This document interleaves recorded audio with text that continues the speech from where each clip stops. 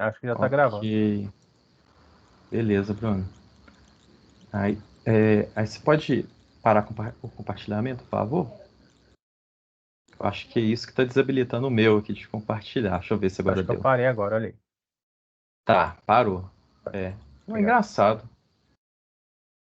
Não, é O porque o meu meu que não. mouse ali tá gato. Não, mas Pô, só. não, é que engraçado, eu tô usando hoje o aplicativo do Teams, né? E ele. Ah, não, Carlos, agora apareceu. Oi. você lembra aquilo lá que a gente estava testando? Sim. Então, te impedia de compartilhar. Acabei de habilitar aqui. Ah, Foi mal. ah, não, tranquilo. E agora eu sou participante da turma também. Tá como Aí eu, convidado aqui. aí eu não sei. Aí eu acho que voltou a ser Ah, convidado, não sei. Thiago tá boicotando a engraçado. água, a Então, aula. como participante, ele não deixava e agora ele tá deixando. Bacana. É estranho. Eu acho que, na verdade, aquele participante lá era permissão de apresentação. Ah, sim. Se entrar com o acadêmico, deve dar permissão diferente. Ah, tá. Então, depois vou até anotar aqui para não esquecer de olhar isso depois. Ah, tem uma outra anotação que eu fiz aqui também, que são dos livros, né? Eu tô devendo para vocês os livros que eu tenho, que são da biblioteca, da bibliografia básica aqui. Eles estão aqui no meu Drive. Como é que vocês preferem que eu compartilhe aqui? Coloco no Class, mando no grupo, Pode ser no Clash. colocar no Class, né? Ó, então eu vou criar uma postagem lá, tá? Com alguns links da nossa bibliografia aqui, ó. Como diria um amigo meu, né, que são livros que quando tombou o caminhão da internet lá perto de casa, né, aí desapareceram por lá. Vamos lá.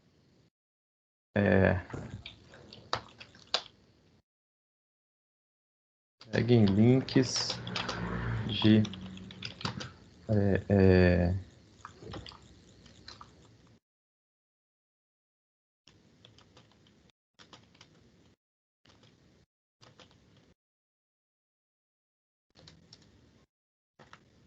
no caso, esses dois aqui, acabei de postar lá no mural, eles são da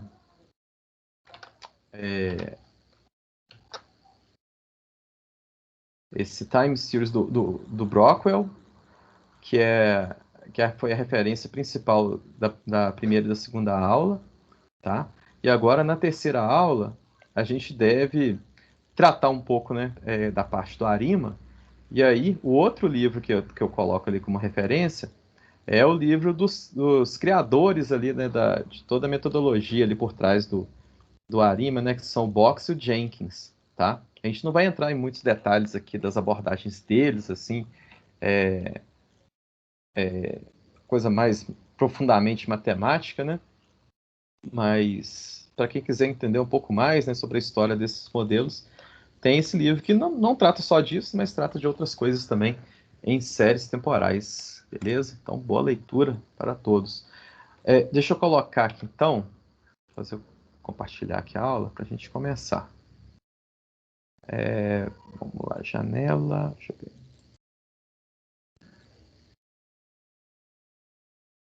Modelos de previsão. Ei, Ah, tá. Boa noite, pessoal. opa, boa noite. Boa noite. Boa noite. Bom, É porque eu tô tem aula aqui, Boa noite. na aula aqui do curso. Opa. Tá aparecendo aí? Deixa eu ver o compartilhamento certinho, né? Tá aparecendo na tela. Tá aparecendo. Ok. Beleza, então, gente. Então vamos lá. Então hoje, gente, nós continuamos a nossa jornada aqui na análise e previsão de séries temporais. Hoje tratando, né, da segunda parte, talvez mais concentrada aqui, Eu acho que L'Oréal, que é basicamente. sim. Oi? Quando fala de empréstimo. ô Marcos, acho que você tá com o Mas eu microfone penso assim, eu acho que devia, se o pessoal começar a entrar em contato, Deixa eu montar ali. Tentar baixar o preço. Pronto. Ok, Alexandre, obrigado.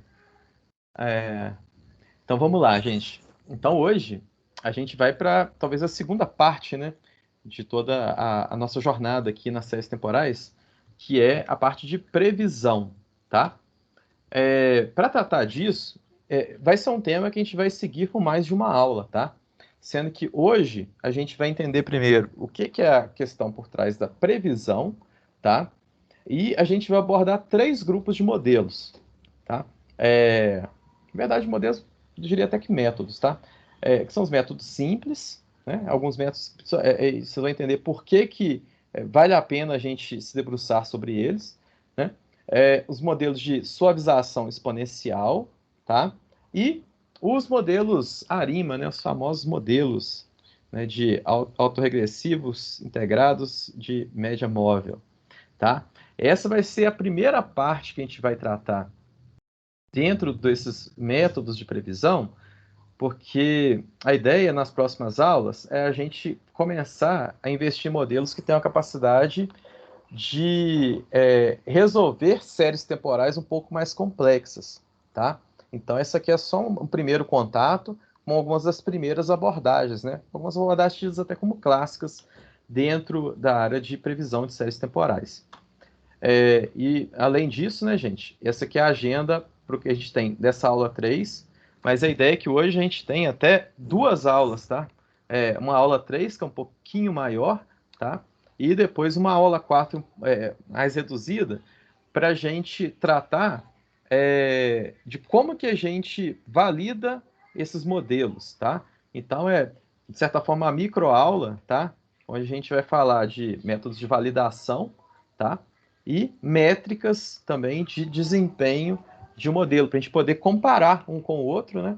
E chegar a algumas conclusões mais numéricas, né? E um pouco mais fundamentadas sobre aquela questão, né? Qual modelo é melhor aqui para resolver determinado problema? Que, inclusive, é o foco da nossa atividade de hoje, né? Então, vamos lá. Sobre previsão de séries temporais, tá? Essa é uma atividade que, se a gente for pensar lá atrás, né, análise e previsão, se a gente quiser chegar Eu que na travei previsão... aqui. Oi, Não. vocês estão... Tá com problema de visibilidade aí, gente? Não, tá tranquilo. Não, aqui tá Acho que é normal. só o Alexandre. Ah, tá. Oi, Acho que o oi. Alexandre que travou ele. Ah, tá. Ah, não, tudo bem. Voltou aí, Alexandre?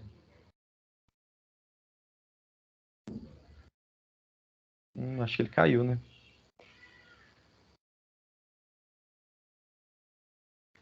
Deixa eu ver aqui se... aqui a internet está funcionando. Então, todo mundo online aí, gente? Sim. Online. Ok. Então vamos lá. Galera, travou? Eu acho que agora todo mundo voltou. Você mesmo, Alexandre. Mas eu vi um silêncio e eu também fiquei com medo. Será que eu que caí aqui?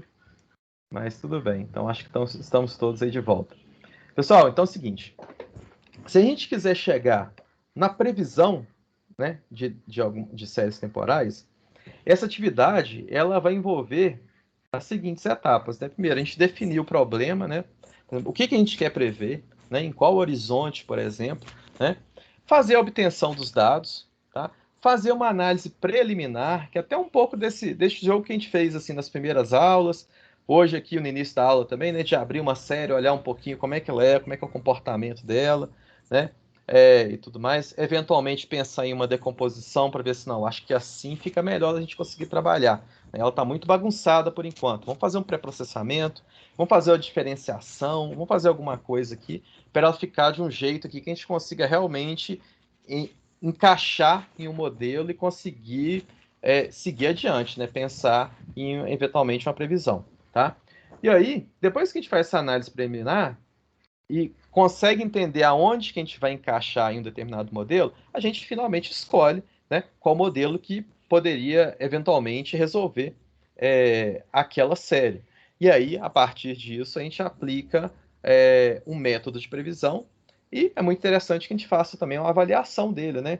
Se ele realmente atingiu algum valor que dentro do que a gente espera, né, em termos de previsão, possa resolver o nosso problema, tá?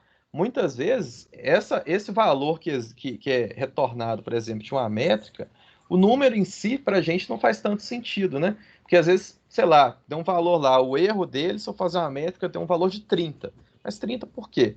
Né? É melhor do que os outros que eu estou fazendo aqui? É melhor que é 30 e o outro deu 50 e o outro lá em cima deu 60. Mas aí depois a gente tem que pensar, e na literatura? Para problemas parecidos, né? Para esse tipo de série, mas em outros contextos. É bom, né? Essa métrica realmente vale? Então é muito em cima disso que a gente começa a avaliar, tá? Então, só para a gente se situar, nesse momento a gente está aqui, ó, nessa parte de escolha e ajuste dos modelos, tá? A gente já está bem craque agora já em pegar séries, né, em fazer análise, fazer eventualmente decomposições ali, né? E agora o ponto que a gente chega é o quê? Tentar encaixar em determinados modelos, né? Observar assim, não, essa série me parece que ela está mais direcionada a esse tipo a essa família de modelos aqui, por exemplo. E aí, em cima disso, aplicar finalmente o método de previsão, tá? Então, agora a gente vai começar a olhar quais seriam alguns métodos que a gente pode aplicar a séries temporais para tentar prever finalmente o futuro ali daquela série, né? Primeiro, vamos chegar aqui num grupo que eu chamo de métodos simples, tá? O que é a questão desses métodos simples? Eu peguei até essa nomenclatura daquele livro online, né, do Hindman, tá? Que inclusive é a principal referência que está sendo seguida para essa aula. Coloquei lá nos slides de referências, tá? Mas seria o quê? Seriam os métodos que são extremamente simples, tá? Mas que é interessante que são surpreendentemente eficazes, tá? E a simplicidade que aparece neles é que muitas vezes eles não têm aquela coisa toda elaborada, né, de modelos matemáticos por trás, modelos estatísticos, ou uma recepção dos dados, um processamento muito sofisticado de dados para chegar no modelo. Não, normalmente é uma coisa bem direta e que até nas atividades que a gente vai fazer, em muitos dos casos, vocês vão ver que é mais fácil a gente pegar esse modelo, implementar ele na mão mesmo, tá? Fazer lá um códigozinho no Python lá bem simples, tá? Do que realmente procurar alguma implementação deles por aí, tá? Então, o que é a ideia desses modelos? Por que eles normalmente, por que é interessante a gente entender eles? Por que eles normalmente são usados? Muitas vezes eles são usados, tá, como benchmarks, tá? Ou seja, eles acabam traçando ali um limite inferior sobre o qual um determinado método mais sofisticado deve se posicionar para que ele seja minimamente relevante para a solução de um problema, tá? Então, igual, por exemplo, um dos primeiros que a gente vai ver aqui é o naive, né? Que é basicamente você falar assim, o valor que tem em T vai ser o mesmo valor que vai ser em T mais 1. Ou seja, um negócio bem simples, né? Bem bobinho, mas que é extremamente relevante quando você tem uma série temporal muito irregular e tal, e que você está diante daquele problema que você fala assim, nossa, então acho que vou precisar de um modelo bem complexo. E talvez esse modelo bem complexo, ele nem exista no que tem ali em literatura, não. Eu vou ter que inventar uma coisa nova. Por exemplo, eu estou no doutorado, né? No doutorado tem que inventar uma coisa nova. Então, beleza. Então, vamos inventar uma coisa nova. Só que essa coisa nova, para você saber se ela realmente tem uma chance de se destacar naquele problema, pelo menos é importante que ela esteja melhor do que um método mais simples, tá? Então, é muito em cima disso que a gente acaba usando esses métodos como benchmarks. E é interessante até que, em muitos casos, esses modelos, né, para uma série que é extremamente irregular, eles conseguem ter um desempenho melhor do que muito modelo complexo por aí, né? Que a gente fica até naquele meio do caminho de, será que tem gente que prevê essa série mesmo? Né? Então tem muito isso que são coisas assim que envolvem esse contexto dos modelos simples e que por isso que normalmente é muito indicado também quando a gente vai fazer um determinado experimento, né? Por exemplo, a gente está colocando um modelo novo, está testando uma coisa nova a um determinado problema. Colocar um desses métodos simples aí para fazer, para fundamentar, né? Além de um modelo simples, né? Também tentar comparar com outros modelos clássicos também, mas é interessante ter esse limite inferior ali, que é interessante que o método consiga desempenhar acima, tá? Então, passando por alguns desses modelos e métodos considerados simples, tá? Um primeiro aqui que a gente teria é o método da média, tá? O que ele faz? Ele basicamente, tá? Ele usa para previsão o valor médio dos dados históricos para aquela previsão, tá? Então, ó, aqui tá a minha equação de previsão. Um detalhe, tá, gente, para todo mundo que já pode chamar a atenção de alguns que são mais detalhistas em questão de equações e tudo mais, é que nas últimas aulas a gente sempre representava as séries temporais com uma variável aleatória grande lá, o x, né? E que gerava observações x minúscula, né? Aqui, quando a gente já começa a tratar de previsão, tá? Normalmente se convenciona usar o y, tá? Em muitos dos casos, só para mostrar assim, é lógico, tem lugares também que o pessoal coloca x e tudo, mas, por exemplo, aqui na disciplina, né, e seguindo um pouco até da lógica que a gente observa nos livros e tudo mais, a gente vai usar o y, né, que é como se fosse assim, o valor alvo, né? Você já deve ter visto, por exemplo, nas disciplinas de aprendizagem de máquina, né, que o x estão os atributos, né, e o y que vai entrar o valor alvo. Como agora a gente está começando a olhar o valor alvo, então a gente convenciona a levar o y, tá, como sendo esse valor aqui na equação. Até porque, né, gente, olha como é que esses problemas eles se encontram, né? Nas próximas aulas, a gente já deve começar a encarar o problema de previsão de séries temporais como um problema de aprendizagem de máquina, tá? Onde os atributos são os lags. Então, até isso, né, dá um pouco dessa medida do que é o y, o que é o x aqui. Então, voltando aqui para a nossa fórmula, a gente tem o seguinte, né? Quando a gente coloca o y aqui com o chapeuzinho, é o valor estimado, tá?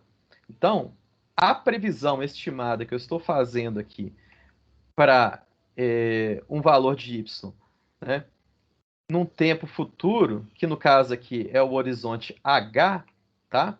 Que poderia ser, por exemplo, o t mais 1, né? T mais 10, enfim. Isso aqui é o horizonte de predição. Então, vamos pensar talvez t mais 1, tá? Dado que eu tenho uma série aqui, né? Até o tempo t, tá?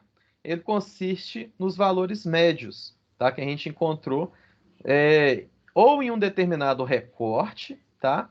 Em determinada janela que a gente tem, ou então na série completa. O método da média mais simples, ele pega a série completa, tá? E aí vai calcular o seguinte, vai pegar todos os valores da série, tá? Dividido pelo tamanho da série, tá? Ou seja, a média mesmo dos valores, e aí vai colocar a previsão em cima disso. Nesse caso aqui, ó, nesse exemplo, que é a produção de tijolos, né, na Austrália, né, ele está pegando todo o histórico aqui, né, e aí está traçando a média de todos esses pontos e está usando ele aqui, ó, como meu valor de previsão, tá? Nesse caso aqui, claramente tem um problema, né? Porque o negócio aqui já está com um horizonte mais de queda, né? Está com uma tendência de queda. Só que se eu pegar a média de tudo que aconteceu aqui em cima, tudo que aconteceu aqui embaixo, o valor vai ficar aqui, ó, nesse azulzinho aqui. Então, é um problema aqui dentro desse método da média, mas como já havia dito, né? A ideia é que esses modelos simples, eles sirvam muito mais como uma questão assim, mais de benchmarking mesmo. Tá? Mas esse é o funcionamento dele. Calcular a média de tudo que a gente tem, né, e usar isso como valor da previsão. Ok? Outro modelo, né, outro método aqui, que é o naive. Tá? Esse aqui é bem famoso, né, e esse aqui acaba sendo muito usado, tá? Principalmente em séries irregulares. Ele basicamente usa para previsão, tá, o valor da última observação que a gente teve. Então, por exemplo, a minha previsão aqui, ó, para o horizonte, seja qualquer horizonte aqui, mais 1, mais 10, alguma coisa, é a última observação que eu tive na minha série. Então, por exemplo, aqui, ó, a mesma série temporal que eu tinha antes, quando ela chegou nesse ponto aqui, ó, a previsão que ele vai fazer utilizando o naive é exatamente o mesmo valor. É que essa última observação minha aqui, ela vai se repetir, tá? E uma curiosidade que a gente tem, no caso do naive, é que, em alguns casos de séries temporais de dados econômicos, por exemplo, ou de finanças, né? Por exemplo, você pega alguma série aí de valores no mercado de ações de alguma empresa, tá? Que é uma coisa extremamente regular, o negócio todo.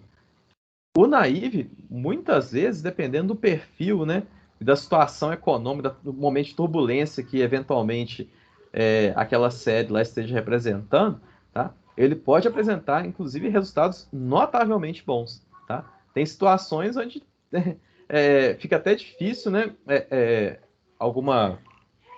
um estudioso de uma determinada série conseguir encontrar um modelo que passe o Naive para resolver determinadas séries extremamente regulares. É até por isso que aquela conversa, né, que, se não me engano, na primeira aula até falei, né, de que o Random Walk, muitos estudiosos na época defendiam, né, que não, o jeito de resolver séries no mercado de ação é o Random Walk, né, que só resgatando, né, gente, é uma série muito parecida com Naive, né, mas que pega a última observação, tá? E a partir dela aplica alguma variável aleatória para fazer uma modificação nela, né? Ou vai para cima ou vai para baixo, alguma coisa assim, né? Em cima de uma distribuição normalmente gaussiana, tá? Então, o pessoal defendia isso na época e dizia o seguinte: não, isso aqui é muito difícil de prever, não tem a menor condição, tá? Então, é melhor entender, abraçar a aleatoriedade disso aqui. Então, o Naive é um pouco isso, né? De falar assim, gente, o mais seguro é ficar aqui no meio, não ficar achando que vai subir demais ou que vai descer demais. Então, a gente pode manter aqui nesse patamar que é a previsão mais segura, tá? E aí é por isso, né?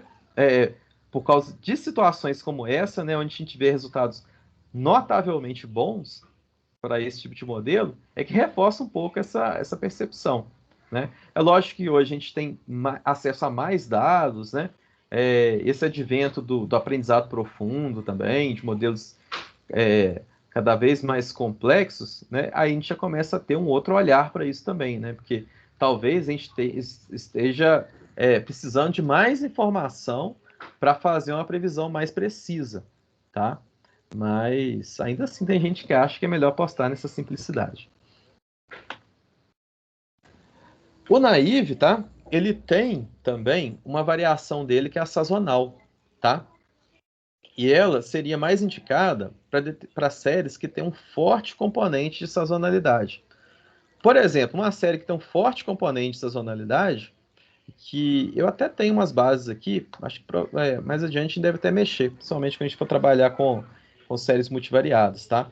Mas séries, por exemplo, de produção de energia solar, tá?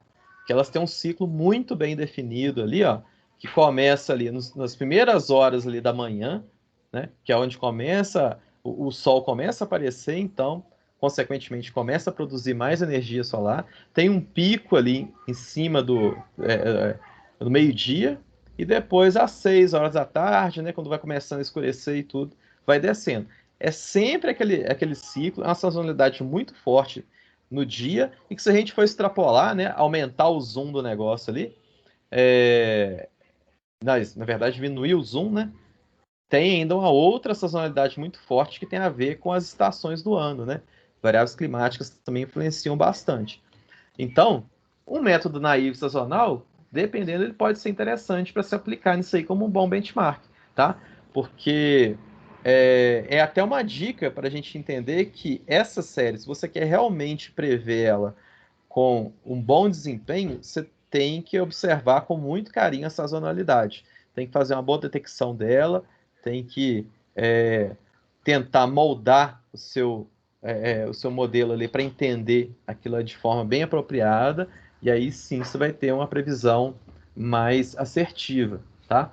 Então, no caso do Naive sazonal, ele faz uma coisa um pouco parecida com o que a gente viu antes. No Naive normal, ele pega o seguinte, né? Ele olha qual que foi a última observação, tá? E aí coloca ela como sendo a observação do horizonte ali de previsão, tá? Nesse caso aqui, ele pega a última observação para aquele ponto onde você quer prever, só que a ocorrida na estação anterior, tá? Na estação sazonal observada anteriormente. Então, por exemplo, vamos supor que eu estou com uma série aqui que eu preciso prever alguma coisa mensalmente, tá? E eu estou em 2023 querendo prever, eu estou em outubro de 2023 querendo prever o valor para novembro de 2023. Se eu for usar um naive sazonal, eu vou buscar novembro de 2022, tá? E colocar como valor de previsão de novembro de 2023, tá? Então essa que é a ideia do naive sazonal, que está até representada graficamente aqui, né? Aqui está aparecendo mais curvinhas assim, porque o que está sendo observado aqui é um horizonte H, que ele é maior do que 1, tá? Então aí por isso que ele está criando aqui uma sazonalidade um pouco maior, né? Mas ele está se baseando assim no último quarto, né? Como é que era a sazonalidade naquele momento? Ele vai reproduzindo esse determinado comportamento. Provavelmente é um caso desse aqui assim, ó. Deixa eu ver, não, esse aqui, né? Essa curvinha aqui, é exatamente essa, ó. Ele vai reproduzindo esse comportamento nesse trecho, ok?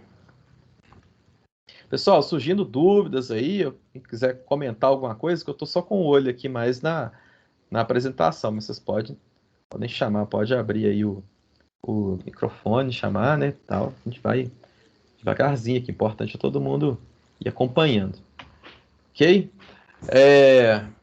Então vamos lá. E o método Drift, tá? Já é uma situação onde ele usa como previsão a média de mudança observada ao longo do tempo, tá? Então, uma forma mais interessante de a gente poder observar,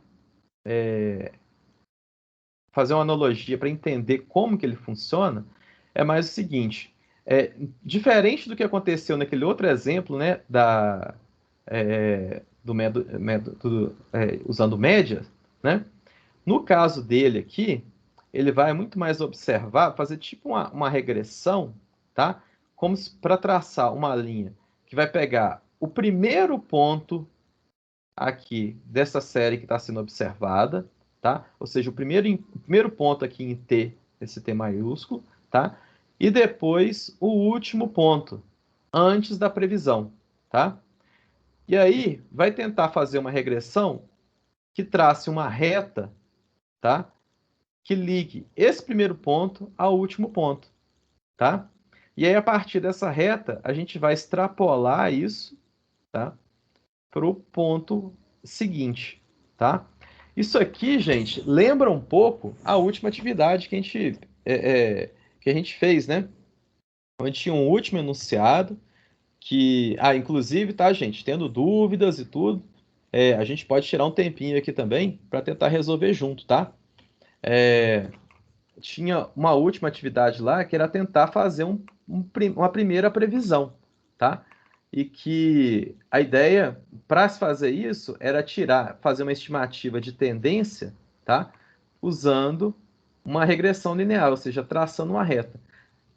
Assim, de certa forma, muito parecido com o que está sendo feito aqui. A diferença é que lá ele vai levar em consideração mais dados. Aqui a gente está olhando só o primeiro e o último, tá? Mas é basicamente essa uma ideia, né? Parecida com o método Drift, tá? Só uma coisa importante também de a gente observar, tá? É que aqui a gente fala de um método Drift mais simples, tá? Que é esse aqui de fazer regressão linear e tudo mais. Mas existe um conceito, tá? Que ele é muito observado dentro da análise e previsão de séries temporais, que é a questão do concept drifting, tá? Que é o seguinte, como se fosse uma mudança de direção dentro dos parâmetros de distribuição que existem dentro daquela série. Por exemplo, séries muito irregulares, né, que sobe, depois desce, depois volta de novo, elas têm um alto componente ali de concept drifting, tá? E aí, um dos grandes desafios que a gente tem hoje em dia na previsão de séries temporais é gerar modelos que consigam abarcar essas mudanças, né? Essas mudanças de direção dentro das distribuições que são muito bruscas, tá? para permitir a gente fazer um determinado modelo mais adequado e tudo mais, tá? Então, só destacando essa diferença. O que a gente está falando aqui é de um drift mais simples, né, que trata de regressão linear. Mas, eventualmente, quando você fazer alguma revisão bibliográfica em cima de séries temporais, pode ser que você se depare com esse termo, né, concept drifting, mas aí é outra história, né? É para resolver coisas muito complexas, ok?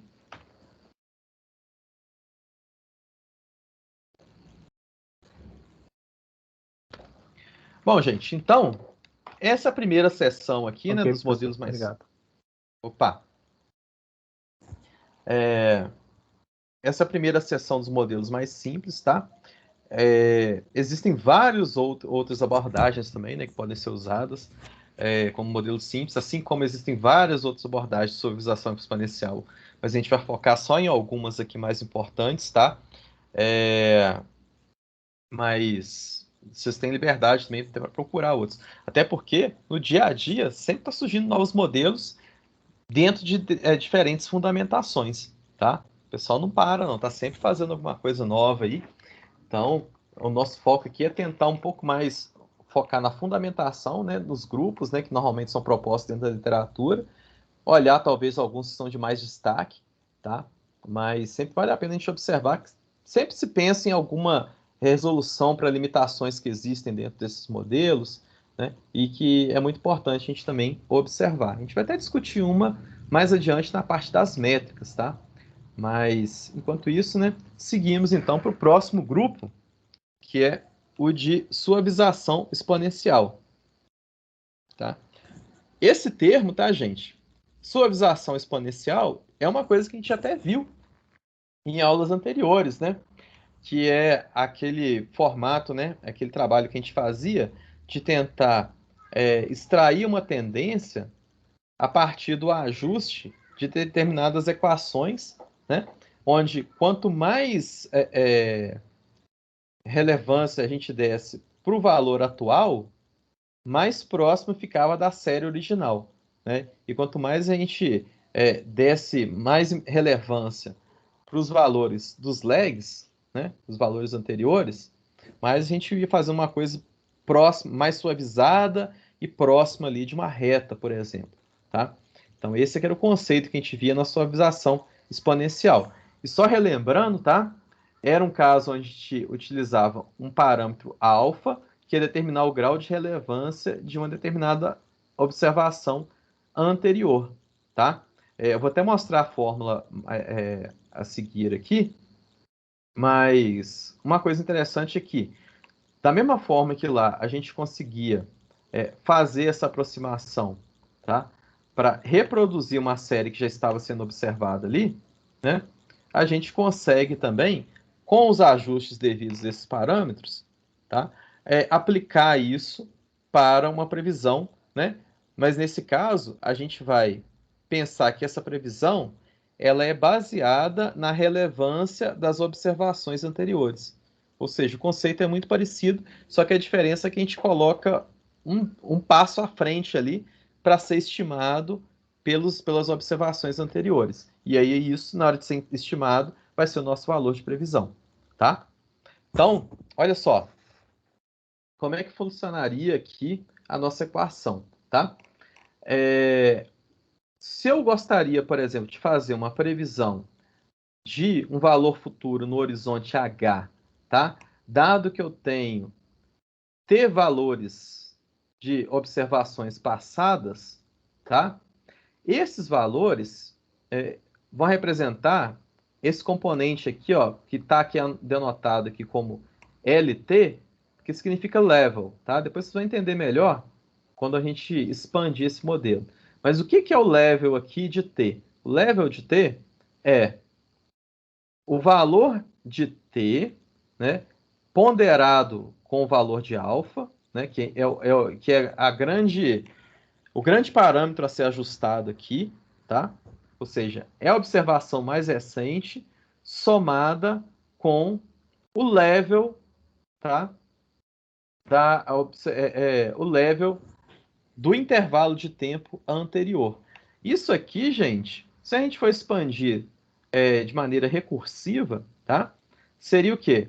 seria um alfa mais 1 menos alfa multiplicado por um alfa de t menos 1 mais 1 menos alfa, tá?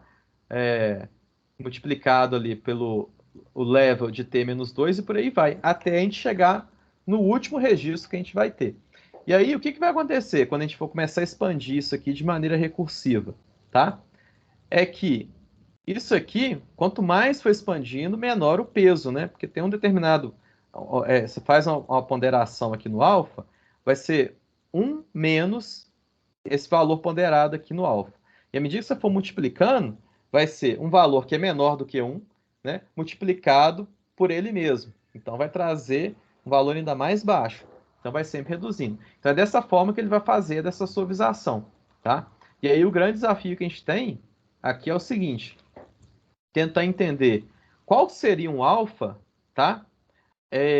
Que conseguiria representar de maneira mais correta o valor de previsão, o valor futuro, né?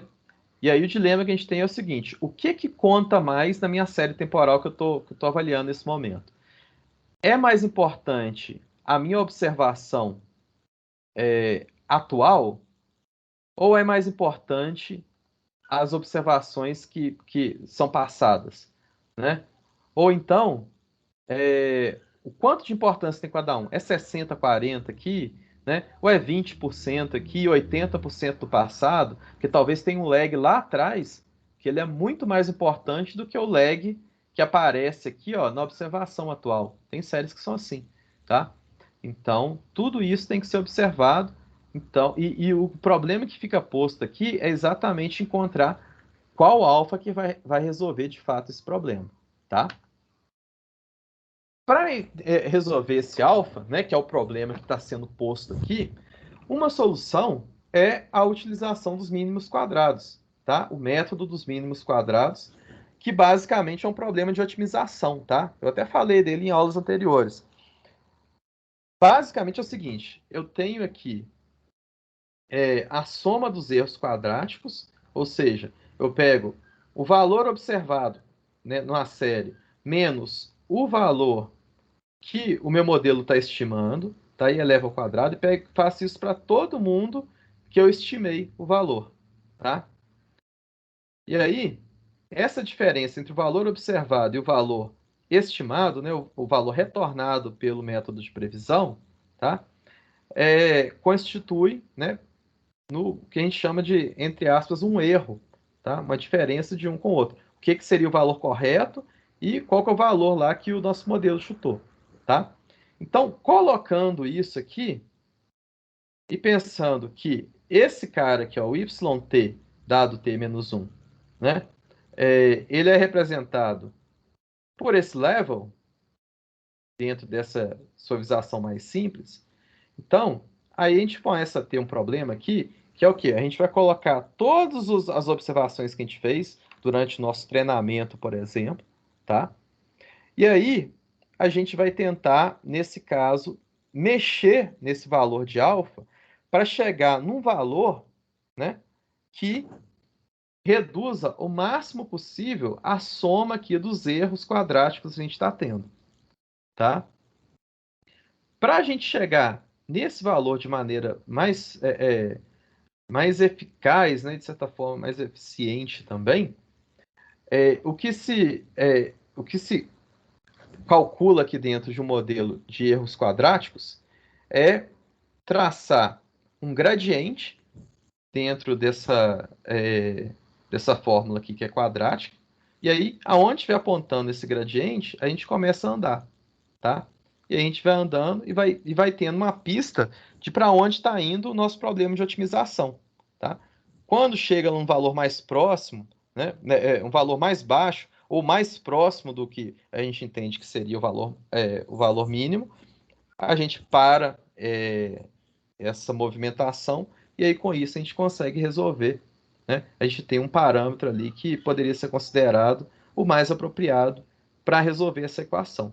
Entenderam, gente, essa parte? Conseguiram visualizar um pouco da questão dos mínimos quadrados? Eu não sei até se em alguma das disciplinas anteriores chegaram a comentar algo sobre essa questão dos mínimos quadrados, né, que é um problema de otimização que talvez já tenha sido abordado em outras tarefas também. Tinha, mas só como ferramenta para análise, né? Ah, Agora, detalhado, igual você colocou aí, não. Eu te agradeço, inclusive. Obrigado. Ah, não, que bom. Que bom que a gente conseguiu complementar um pouquinho mais aí também.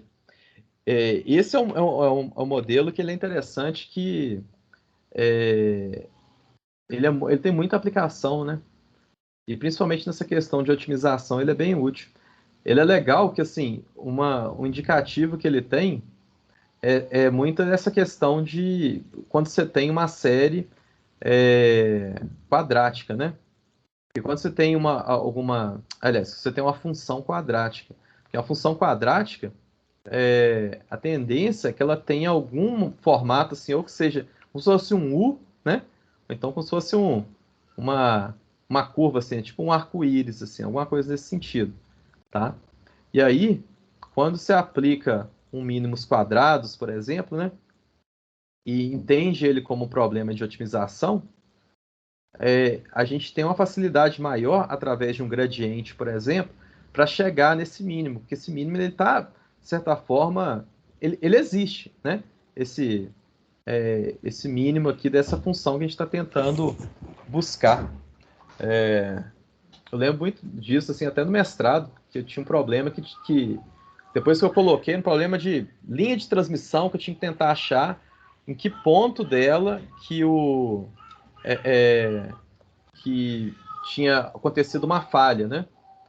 Aí quando a gente começou a colocar as equações lá das transmissões ali de energia e tudo mais, né? Aí a gente descobriu que era uma função quadrática. Aí meu orientador na época, né, eu não sabia de nada, estava todo perdido naquilo ali. Ele olhou, peraí, isso é uma função quadrática.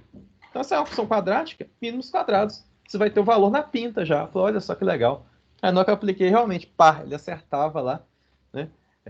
Ou então ficava muito, muito próximo ali do mínimo, né? Que dependendo do gradiente que você vai colocando, né?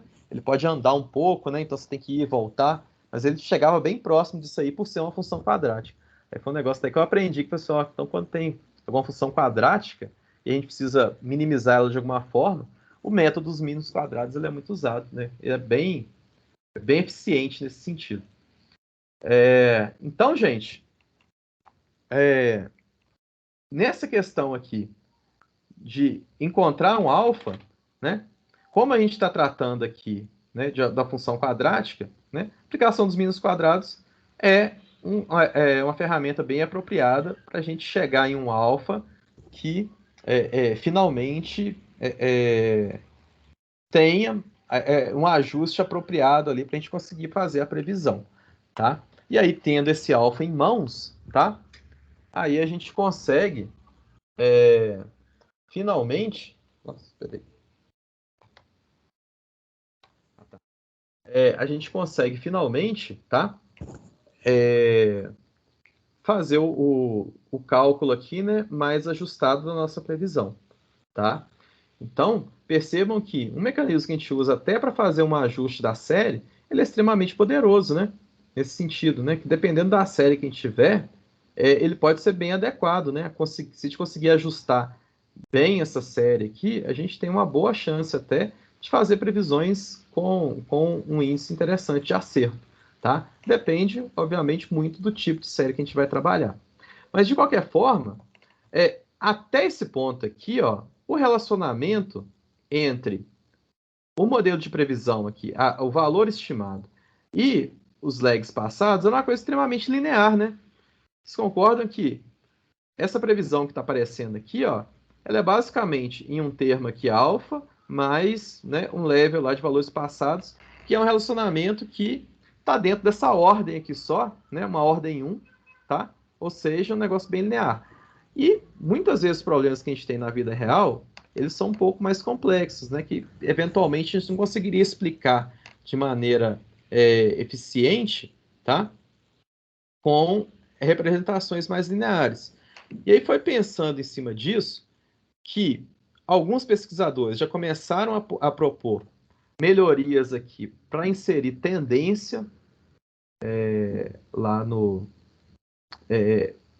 na explicação desse valor estimado, ou seja, eu fazer uma suavização exponencial para o level, que é o valor passado, tá? E uma suavização exponencial para uma tendência. E aí depois ainda teve mais uma expansão, que é o seguinte, gente, tá, vocês estão resolvendo tendência, estão resolvendo os lags passados, mas tem gente que tem sazonalidade também. Como é que a gente faz? Então vamos fazer mais um componente para suavizar somente a sazonalidade. E aí o resultado disso tudo é o famoso método Holt-Winters, tá? Que consiste no seguinte: ele vai levar em conta também os componentes de tendência e sazonalidade, tá? E aí, da mesma forma que a gente fez esse level, e aí tinha um parâmetrozinho alfa lá para medir, tá? A gente vai ter um outro componente BT, tá? Ele tem um H aqui na frente, porque está se referindo ao horizonte de previsão, tá? Mas, por exemplo, se eu quiser fazer uma previsão de T mais 1, aí é só o BT mesmo, né? Que é 1 vezes BT, tá? Ele só está assim porque a tendência normalmente vai multiplicando ali, né? Dependendo do modelo que você está trabalhando. E também um componente ST, tá? Para representar a sazonalidade. Cada um deles, tá? Tem a sua fórmula de representação e o seu respectivo parâmetro aqui, ó, de peso, tá? Ou seja, a decisão que fica posta aqui nesse momento é qual o alfa mais apropriado, mas também qual o beta mais apropriado para representar a minha tendência e qual o gama aqui mais apropriado para representar a minha sazonalidade, tá? Reparem que a gente tem também as representações aqui, ó, muito parecidas com o que a gente já viu nas aulas lá de decomposição de séries, né? Onde a gente representa uma sazonalidade em cima de valores que são a observação menos o level menos a tendência, ou seja, o que sobrou disso tudo aqui fica sendo a sazonalidade, tá? Deixa eu ver aqui mais. Da mesma forma que ele tem a remoção aqui da sazonalidade e da tendência passada, tá? Dentro do level, que está fazendo a mudança. E no caso da tendência, tá? A gente tem uma representação que vai tirar o level, tá? E vai observar qual que é o peso associado aqui à tendência. Ok, gente? Isso aqui, né, o mais importante para a gente entender também do método Holt-Winters é que ele tem essa complexidade maior, ele observa a série, né, sobre diferentes prismas, né? Ele não olha só aquele valor cheio das observações passadas, ele tenta quebrar isso, né, na questão de tendência, na questão de sazonalidade, porque a gente, analisando mais diferentes modelos de séries, a gente começa a entender que tem séries que têm uma tendência muito forte e que é aquilo que realmente puxa a série. Tem tendência, igual eu falei, tem séries, igual eu falei anteriormente, que tem um componente sazonal muito forte.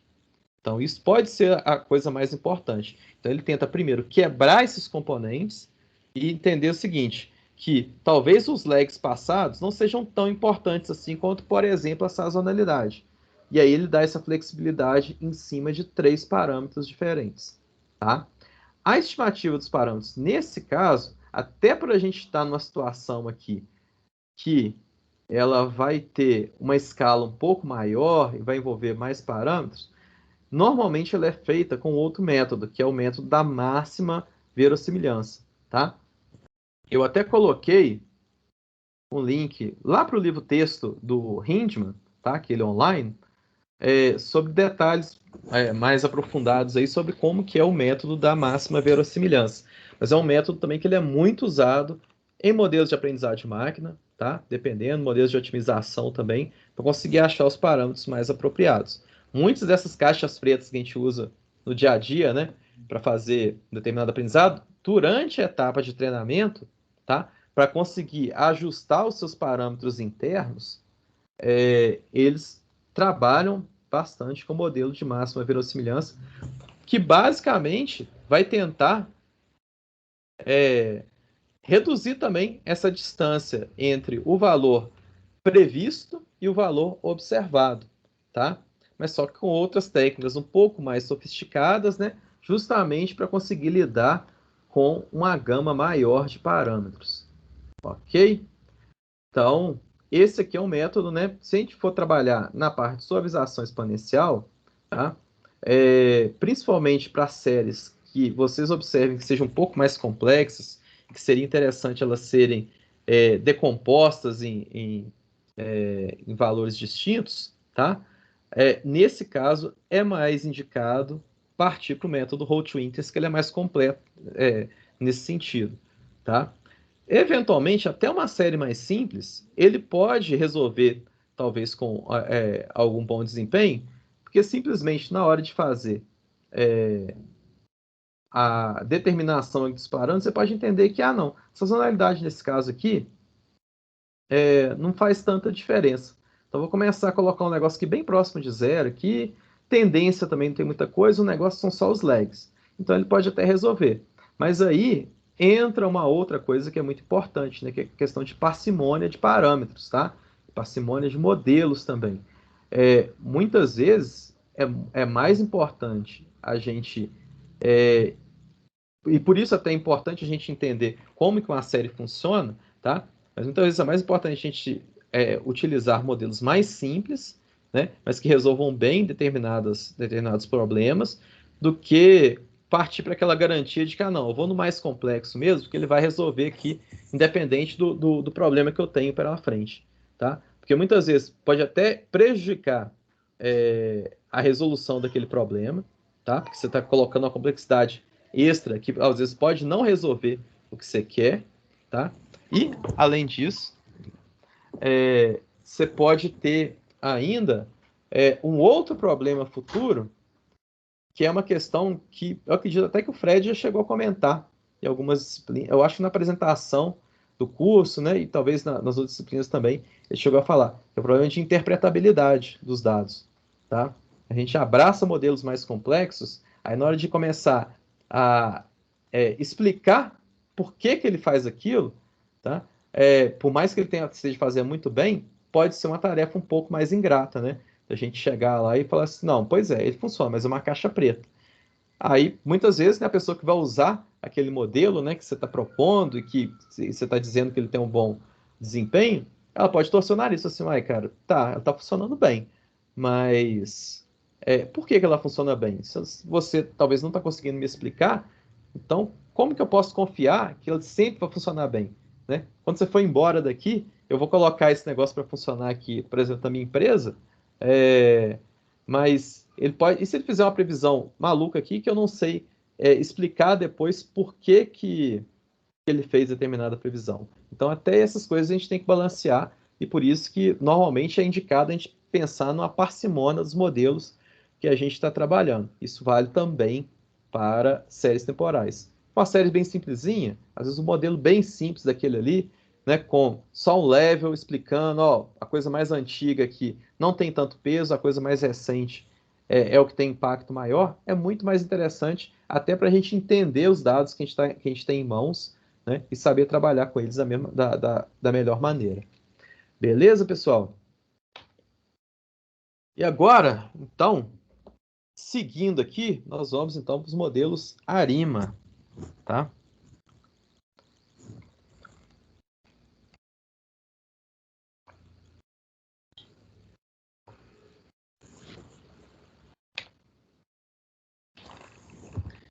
Bom, os modelos ARIMA, eles podem, nesse caso, ser considerados complementares, tá, aos modelos de suavização exponencial, ou então, né, até o que a gente já que muitas vezes vocês podem ver na literatura também que são chamados assim, são os modelos ETS, tá? O que significa essa sigla? Eu acho que até faltou colocar isso aqui quando eu discutindo sobre suavização exponencial. Error, Trend, Seasonality, tá? Por que eles, os modelos de suavização exponencial também são conhecidos por essa sigla? Porque, né, muito do que eles tratam, né, dentro da sua essência, é uma decomposição da série, né, em cima desses diferentes termos.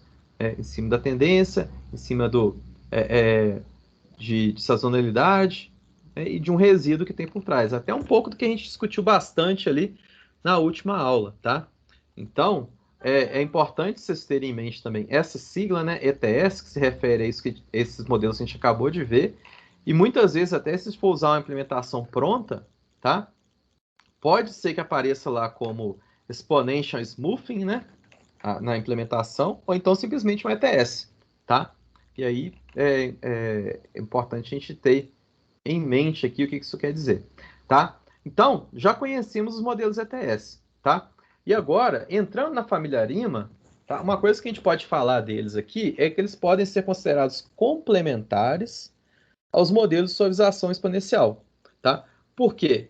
Porque enquanto os modelos de suavização exponencial estão focados ali em descrever tendência e sazonalidades nas séries, os modelos de Arima eles vão tentar representá-las a partir de suas autocorrelações, tá? E aí, a gente volta mais uma vez para a aula 2, onde a gente trabalhou bastante a questão de decomposição de séries, onde boa parte da aula a gente olhava muito formas de decompor a série, né?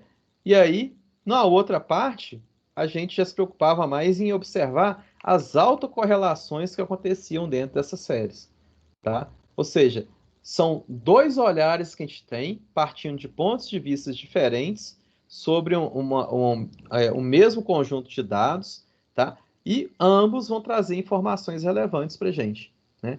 Em um caso, a gente vai entender como que essa série pode ser decomposta para a gente poder prever ela melhor, né? Ter um controle maior sobre aquilo que está acontecendo, que são o caso dessas decomposições, né, que estão dentro do guarda-chuva ali do ETS, né, de tendência, de sazonalidade, tá? E tem um outro lado importante das séries, que a gente tira muito em cima das funções de autocorrelação e autocorrelação parcial, que é aquela coisa de quem, dentro desses dados históricos aqui da minha série, que está influenciando em um valor futuro ou no valor atual. Qual que é a relação entre eles? O T-1 aqui, ele tem um impacto muito importante aqui no T, ou é o T-6, tá? Então, são duas informações que são complementares, e é por isso que a gente entende que esses modelos, muitas vezes é interessante até de os dois serem aplicados, né, em condições distintas dentro da série, justamente para ter uma pista, né, do que é a grande característica que está acontecendo naquela série. Será que é uma série realmente que o que pega nela mesmo é o componente sazonal dela? Né? Isso o modelo, um Holt Winters, vai dizer para a gente. Agora, será que o que pega nessa série é essa questão dela ter um lag ali, ó, um comportamento que acontece em T-6, ele vai influenciar diretamente, de uma maneira muito forte, o que vai acontecer em T, por exemplo, né? E isso é uma coisa que a gente pega mais em cima da autocorrelação, tá? Então, até isso é importante a gente ver, né? Diferentes características que a série oferece para a gente, elas são melhor aproveitadas em diferentes modelos, tá? E até por isso que é interessante, né? Para todo tipo de dado, a gente tentar abordagens distintas para, em cima disso, a gente conseguir extrair o que tem de melhor no modelo e o que a série tem a oferecer de melhor em termos de informação sobre ela, tá?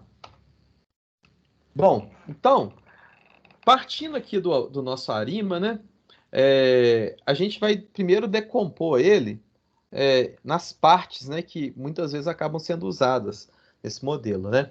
Primeiro, a gente vai para a primeira metade ali, né, da sigla Arima, né, que representa os modelos autorregressivos, tá?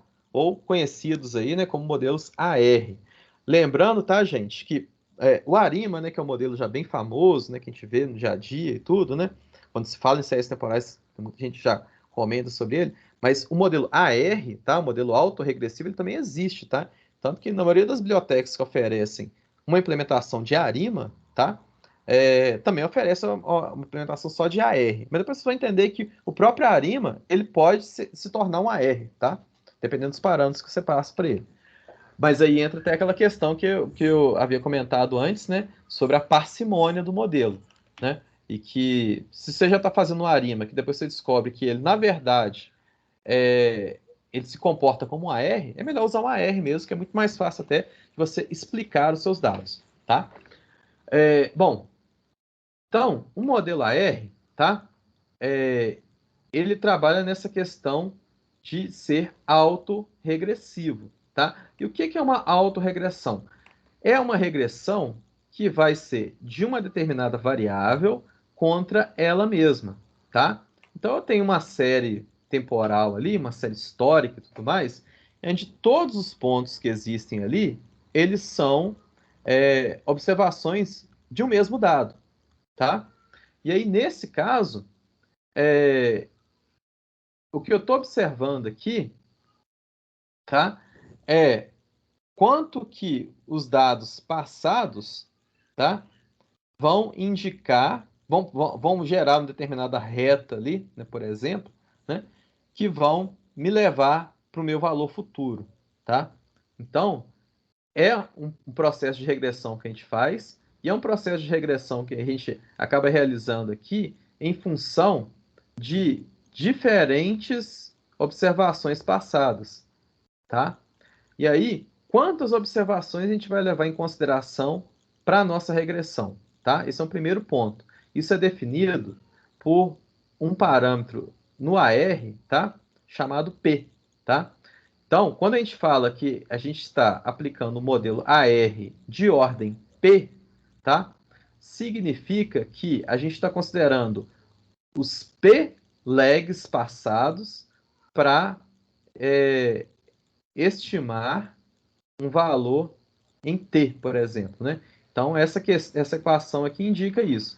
Eu estou entendendo que a minha série, tá? Dado um valor yt, tá? Ela é representada, primeiro, por uma constante C qualquer, que vai ficar fixa sempre no meu modelo, tá? Mais o valor que foi observado em T-1, tá? O valor que foi observado em T-2 e por aí vai, até o valor que foi observado em T-P, mais um ruídozinho ali, né? Um ruído branco ali, gaussiano, eventualmente de média zero, tá? E aí, cada uma dessas observações passadas é parametrizada, né, em cima de um determinado peso. Ok? Então, essa que é a representação que a gente tem aqui do AR. Observações passadas na ordem definida aqui pelo parâmetro P, tá? E ponderadas por diferentes parâmetros, tá? E aí, o processo de ajuste desse modelo, né? Quando a gente entrega esses dados, quando a gente fala que a gente entrega uma série temporal para o modelo AR, tá? E pede para ele treinar, a gente passa os dados da série, tá? E especifica aqui a ordem desse modelo. Especificada a ordem desse modelo, tá? O trabalho que ele vai ter lá internamente é pegar para cada dado que tem ali, gerar uma situação onde tem P lags ali representando e tentando, nesse caso, usar a base toda ali para estimar os parâmetros, né? Parâmetro de 1 até P. E aí, com isso, a gente tem um ajuste do modelo. Vocês vão ver, né, mais adiante aqui, depois que a gente fechar a parte teórica e ir para a parte prática, como é que isso acaba acontecendo, né? Já diretamente no ARIMA, né? Mas basicamente é o quê? Passar os dados e passar as configurações dos parâmetros do ARIMA e mandar um fit, que é internamente ele vai fazendo essa estimativa até chegar nos valores que, com a base que ele tem em mãos, né, são os que ele entende que são os mais próximos de representar o valor em T. Tá, gente? Então, esse aqui que é o ponto de um modelo autorregressivo. Nesse caso aqui, né, gente, mais uma vez a gente está tratando aqui de situações totalmente lineares aqui, né? Só os valorzinhos aqui, cada um aqui na sua ordem e tudo mais. Então, nesse caso, a gente acaba tendo uma situação de uma série que ela é mais simples, né? Já trabalha com determinada distribuição mais fixa, tá? Sem variações, né? Enfim, mais ou menos em cima dessa lógica. E é isso que sugere que modelos autorregressivos, eles são mais aplicados a dados estacionários, tá? Essa questão de estacionariedade, a gente até viu em algumas aulas, né? Tem a ver com essa questão de você ter uma distribuição ali fixa dentro da série, ou seja, uma série bem mais simplesinha, né? Que tem um componente ali, você já sabe mais ou menos como é que ela está funcionando, não varia muito, né? Mas existem outras séries, né? Que são as chamadas de não estacionárias, que a gente vai começar até a discutir na próxima aula, tá? E que aí vão demandar modelos um pouco mais complexos. Mas quando a gente tem uma coisa mais simples, né, para poder representar, os dados, um modelo AR, eventualmente já pode resolver, tá? Nós temos também Professor, Oi, esse modelo AR, ele vai fazer a regressão linear mesmo, assim, mais ou menos? Ele vai tentar modelo- prever através de uma regressão? o Ele é modelo AR... autorregressão, Sim. Exatamente. Ele vai tentar... ele faz... isso aqui é uma representação de uma regressão, porque, tá? como se comentou, acho que um dado mais estacionário, né? Eu acredito que ele vai dar algo, uma função ali de seno, cosseno, né? Ficar variando, ou talvez um polinômio assim, de segundo grau, alguma coisa nesse sentido, né? Agora, se tiver muitos graus, esse polinômio já fica mais complexo. Acho que para ele não daria, não, né? Isso. Exatamente. Esse aqui é o ponto. Tá. Porque Então, aqui a gente tem uma coisa muito mais fácil de representar em cima dessa representação aqui, ó, de uma regressão linear, né? Cada um aqui com a ordem 1 e tudo mais, só com esses parâmetros, entendeu?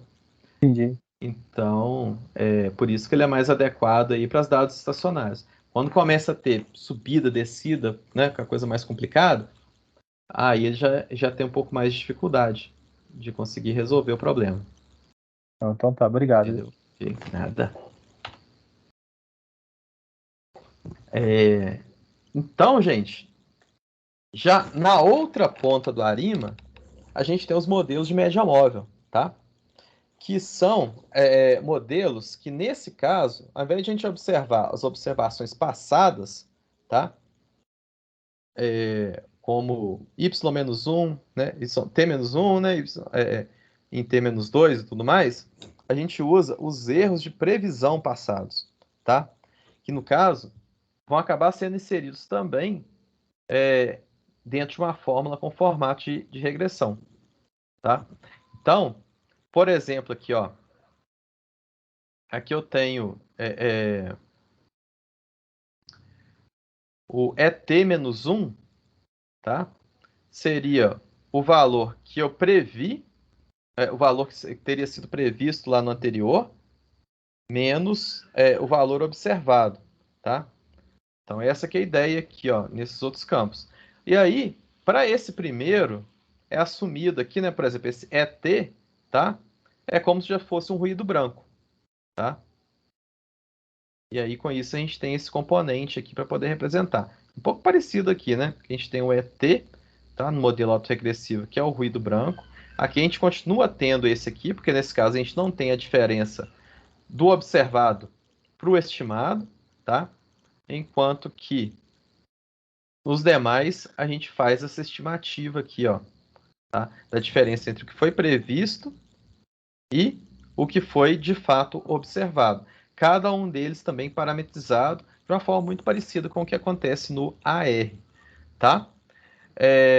Nesse caso aqui do modelo MA, tá? O de média móvel, ou Moving Average, tá?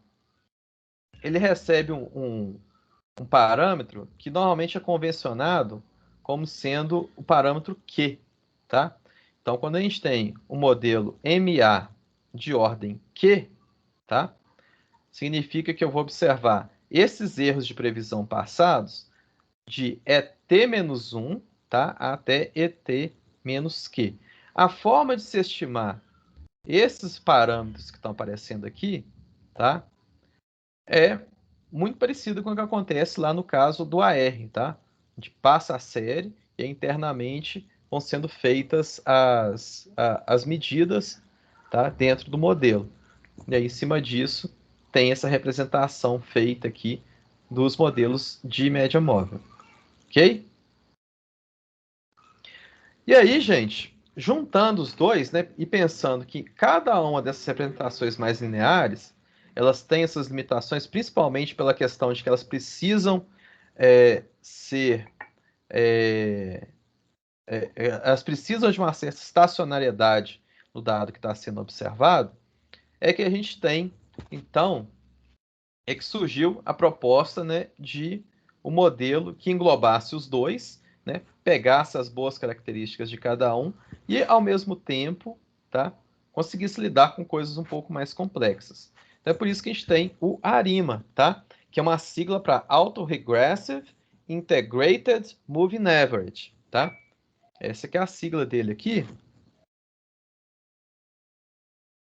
que nesse caso ela indica que o modelo ele vai combinar elementos de autorregressão, ou seja, ele tem um AR nele, e ele tem um modelo de médias móveis, ou seja, um MA. Esse integrated que aparece no meio, que é o I do ARIMA, é um integrated que está relacionado, inclusive, com o lance de diferenciação, tá? Né? Tinha derivada e tinha integral, né? Então é muito relacionado com esse aspecto, né? Não é simplesmente a questão de ter uma autorregressão e uma média móvel lá juntas, né? Trabalhando juntas. Ainda tem um componente a mais dentro desse modelo, que é exatamente a questão da diferenciação, tá? Então, para isso, olha o que acontece. A representação do ARIMA, ela usa ela usa três parâmetros, né? O primeiro dela é o P, que é a ordem da autorregressão, né? Que é igual a esse caso aqui, né? Um ARP, tá? O último parâmetro é o Q, que vai indicar a ordem da média móvel, ok? E no meio a gente tem aquele que representa o I do ARIMA, né? Que é o D, tá? O D, ele vai indicar o seguinte: qual que é a ordem de diferenciação que existe que vai ser aplicada a essa série. Porque vocês se lembram, gente, na última aula, que em diversas situações, na hora de fazer uma determinada decomposição numa série, ela sozinha não saía muita coisa não, né? Muitas vezes a tendência não estava legal de achar, a sazonalidade estava meio difícil, aquela coisa toda, né? Ela para trabalhar estava um pouco complicada. E aí, uma das soluções que a gente poderia utilizar lá para tentar melhorar um pouco a situação, né, o quadro que tinha ali naquela série, era exatamente aplicar uma diferenciação. Algumas vezes até de ordens maiores, né? Algumas vezes até aplicar uma diferenciação em cima do período da sazonalidade, né, para tentar resolver algum problema nesse sentido. Enfim, o fato é que aplicar a diferenciação é um mecanismo também que permitia a gente é, ter uma série um pouco mais fácil de se compreender.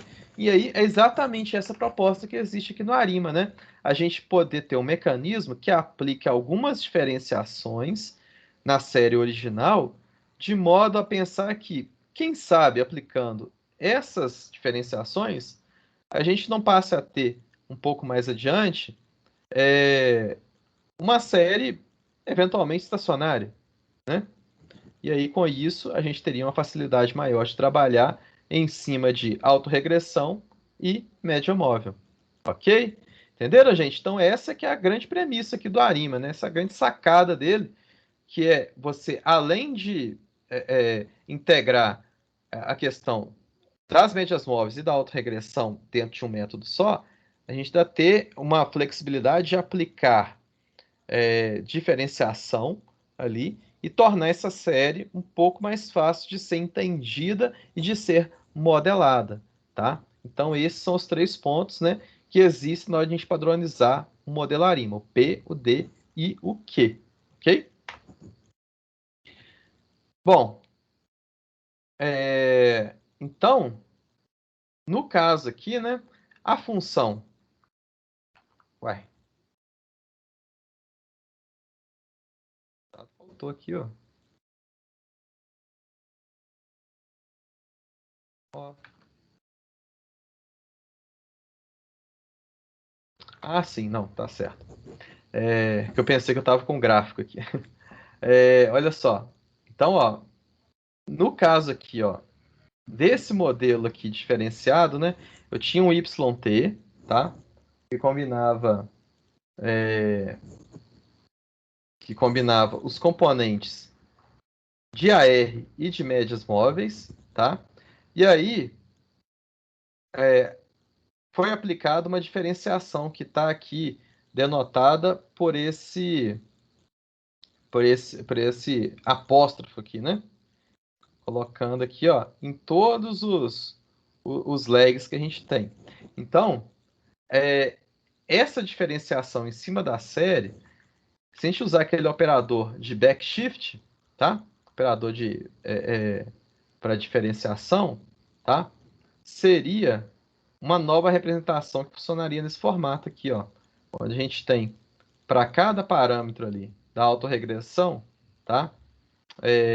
O valor diferenciado até o parâmetro P, tá?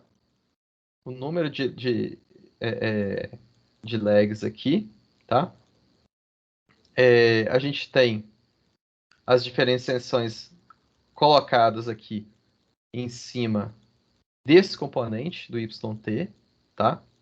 E tudo isso, se a gente trazer para dentro, né, para a parte anterior aqui à vírgula, tá? Ao primeiro termo aqui da nossa equação, né? Representaria, né, como restante aqui, a derivada, tá? Aplicada aos parâmetros de média móvel, tá? Dentro aqui do parâmetro Q. Ok? Então, essa aqui é a representação aqui, né? Quando a gente aplica um operador de backshift dentro da diferenciação que a gente está fazendo. Ok? E aí, uma coisa importante também de a gente observar, que eu até falei um pouco quando a gente estava tratando ali do modelo AR, é que é o seguinte: existem, né, dentro da parametrização que a gente for fazer, tá, alguns casos especiais do ARIMA. Por exemplo, né, se a gente colocar uma ARIMA que não tem nenhuma diferenciação, nenhuma autorregressão e nenhuma média móvel, né, 0, 0, 0. Basicamente, o modelo que a gente está representando aqui é o de ruído branco. Ou seja, é um modelo que não tem impacto nenhum dos lags passados, não é aplicada nenhuma diferenciação, tá? Então, aí nesse contexto, o que a gente vai ter é uma variável totalmente aleatória. Então, um ARIMA 000, tá? Já pode ser visto como ruído branco. Já no caso de uma situação onde a gente só faz a diferenciação, tá? Dentro do nosso modelo, o que vai acontecer é que, nesse caso, a gente vai estar observando o valor anterior, tá? E aí, quando a gente observa esse valor anterior, na hora a gente destrinchar toda aquela equação lá que representou a ARIMA, o que vai ser entendido ali é que a gente leva em consideração o valor anterior, tá? Mas o valor futuro, ele não tem relação com o valor anterior, tá? Ele não existe uma autorregressão que coloque ele como sendo explicado pelo valor anterior. Ou seja, estamos diante de um random walk, tá? Quando a gente considera um ARIMA 0, 1, 0, tá? E nos dois casos aqui, ó, sem essa constante C, tá, gente? Se a gente pega um ARIMA, né, que por exemplo, o valor lá de 200, 500, qualquer coisa, qualquer valor de P aqui depois vírgula 0, a gente tem um modelo autorregressivo, tá? Por quê? Porque não teve diferenciação e ele não considera nada em média móvel. Da mesma forma, se a gente tem um modelo lá que é 0 e 0, tá? 0 para autorregressão, 0 diferenciação e média móvel lá com valor Q, a gente está diante de valor de média móvel, tá? Por que isso aqui é importante? Primeiro, pela questão que eu falei lá, né, da parcimônia dos modelos, tá? Mas também porque na prática, tá? Eu vou até colocar um link aqui logo nos próximos slides. Muitas vezes a gente vai ter um problema lá que assim, vamos testar o Arima nele, tá? Vamos ver se o Arima dá conta disso aqui, ou então, parece que tá muito facinho, vamos botar o Arima aqui para ver aqui, né? E aí, na prática, as implementações que tem hoje em dia, né, muitas delas fazem o seguinte: você entrega os dados para lá e fala assim, estima para mim aí, tá? Que é o famoso, no caso, na implementação em R eu lembro do nome, né, que era o AutoArima, tá? Mas tem outras implementações que fazem um pouco diferente. Você entrega lá os dados, tá? Ele fica lá batendo cabeça um tempo, depois ele fala, não, seu modelo é esse aqui, ó. É uma Arima com um P igual a 2, um D igual a 1 e 0 aqui de média móvel, por exemplo, tá? E aí, quando você faz isso, muitas vezes, esses auto-arima da vida, eles podem chegar lá e te entregar um negócio que é um arima 000, né? Ou então uma arima P00, né? Uma arima que entrega lá uma autorregressão de 3, depois vírgula 0, vírgula 0. Entenderam? Então, isso é importante, né? A gente ter, levar em conta esses casos especiais do arima, tá? Porque muitas vezes, né, você se depara com uma situação dessa, onde os dados que você tem em mãos, que você gostaria de prever, tá? Quando você entrega para um Arima e ele automaticamente vai fazer os ajustes parâmetros, e chega lá e retorna que é um Arima 000, então você está diante de um ruído branco, né? É uma coisa que não faz muito sentido você se debruçar e tentar prever, né? Porque é uma coisa totalmente aleatória, tá? Então, por isso que é importante a gente observar essas diferenças de parâmetros aqui, para tentar encurtar um pouco também os caminhos, né? E poder tirar algumas conclusões mais fundamentadas sobre a série que a gente está observando, tá? Achou um modelo lá que deu 200. Não, então já é uma R, não preciso nem do Arima, não. Vou já defender aqui que essa série minha, ela é representada como modelo autorregressivo. E aí pode até cortar o Arima e usar um AR mesmo, na implementação de AR, e fazer em cima dele, e levar os seus estudos, seus trabalhos, suas publicações em cima da premissa de que o modelo é AR. Tá, gente? Então por isso que é importante a gente ter isso aqui em mente, tá? Então saiu o resultado diferente do Arima, assim, muitos zeros ali na estimativa dele, né? Pode até olhar esse quadro aqui, que de repente você pode chegar a uma outra conclusão e ter um outro olhar sobre a série que está sendo observada naquele momento.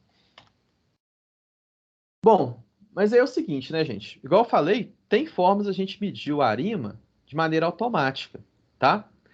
Mas uma coisa que é legal de fazer mesmo, né? É a gente tentar, principalmente quando a gente está conhecendo o novo modelo, né? É definir esses parâmetros, tá? A partir de algumas outras funções, algumas outras análises da nossa série. E aí, por exemplo, a utilização das funções de autocorrelação e autocorrelação parcial, elas muitas vezes dão respostas interessantes aí sobre quais seriam os modelos que a gente vai aplicar aqui dentro do Arima, tá? Então, ó, só para a gente entender.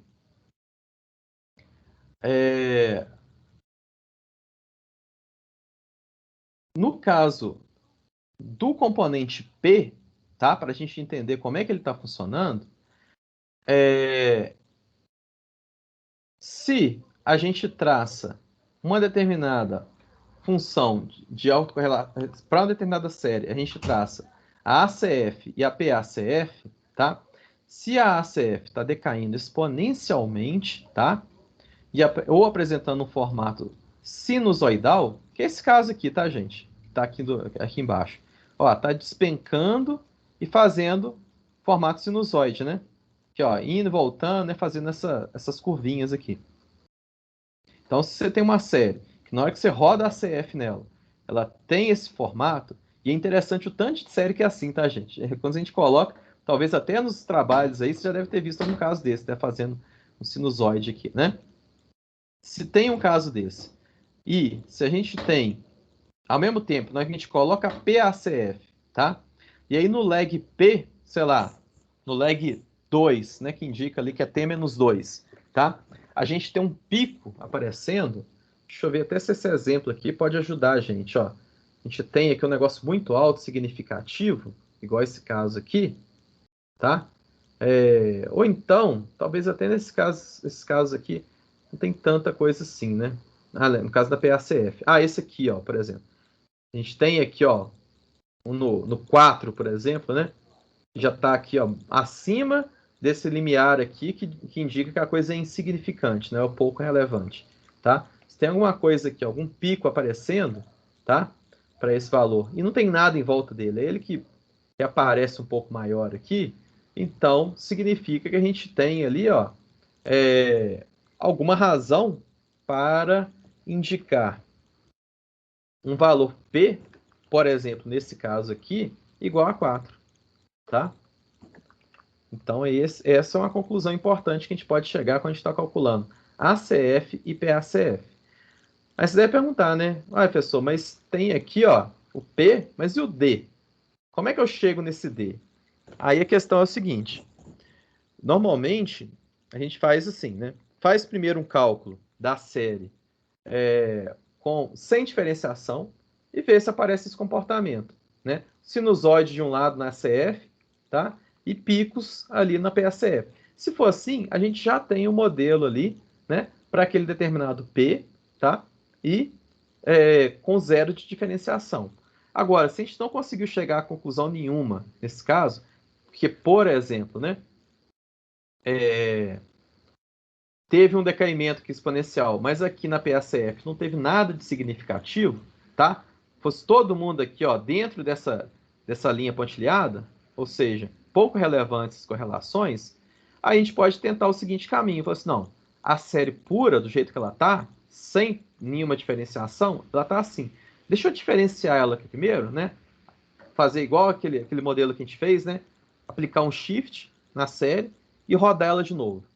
Aí roda a CF já com a série diferenciada. Se nesse segundo caso aparecer, por exemplo, né, esse comportamento aqui, tá? Aí significa que a gente vai ter um lag lá, né? Por exemplo, aqui, né? O lag de P igual a 4, tá? E uma diferenciação igual a 1, tá? Então, normalmente é isso que a gente faz. Tenta primeiro a série simples, né? A série do jeito que ela veio. Ver se tem se esses dois comportamentos ocorrem. Não ocorreu? Vamos tentar então com a D igual a 1, ou seja, vamos aplicar uma diferenciação nela. Vai lá, olha de novo. Não apareceu nada. D igual a 2. Opa, agora apareceu alguma coisa. Então, beleza. Então, vai ser o lag, o valor de lag ali, P, que surgiu ali mais significativo, e uma diferenciação igual a 2. Tá? Ou então, sei lá, vamos tentar uma diferenciação em cima da estação sazonal, do período sazonal que a gente tem aqui. Beleza, então vamos tentar. D igual a 12, né? Faz a diferenciação de 12 aqui, que é o período que eu tenho. Beleza. Surgiu alguma coisa nessa situação? Então vai ser esse P com o valor de 12 aqui. Entenderam, gente, como é que esse procedimento aqui, na parte de obtenção dos valores de P,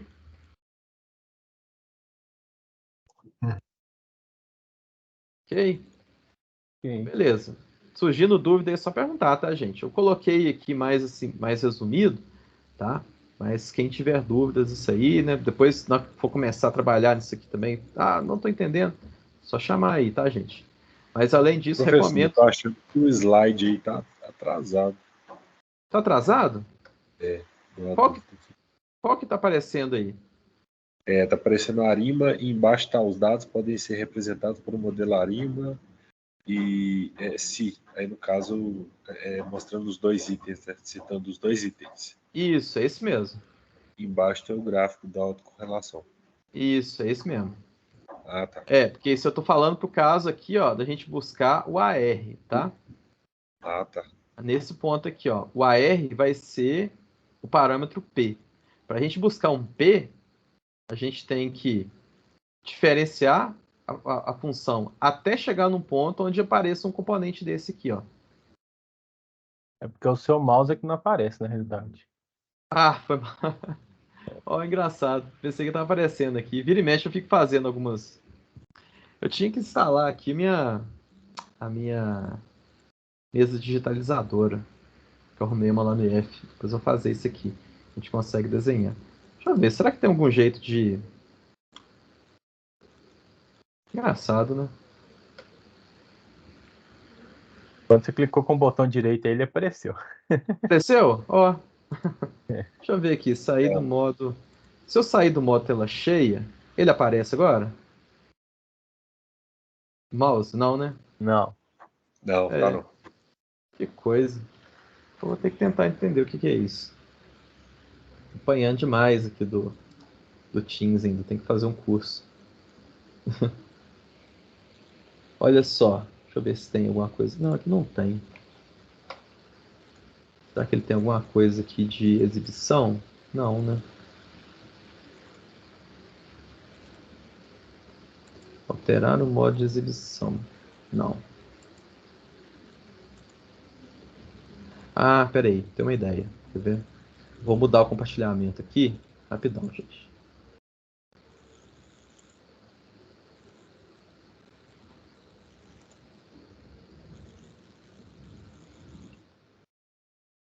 Pensando que talvez... Agora tá aparecendo? Agora sim. Ah, tá. Porque agora eu tô compartilhando minha tela mesmo, né? Da outra vez eu tava pegando uma janela. Então acho que por isso que ele não tava conseguindo mostrar direito. Beleza. Então vamos lá. Então, gente, assim, né? Igual eu tava indicando aqui no mouse, né? Ninguém tava conseguindo ver.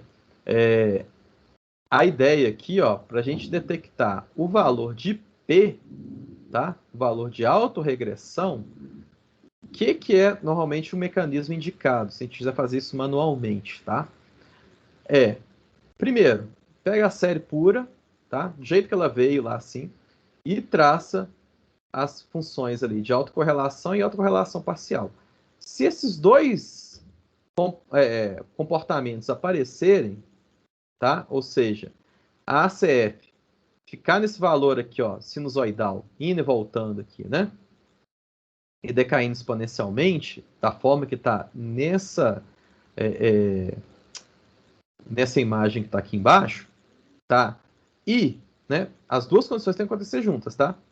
E no gráfico de autocorrelação parcial, a gente tem um determinado pico, tá? De autocorrelação em cima dele.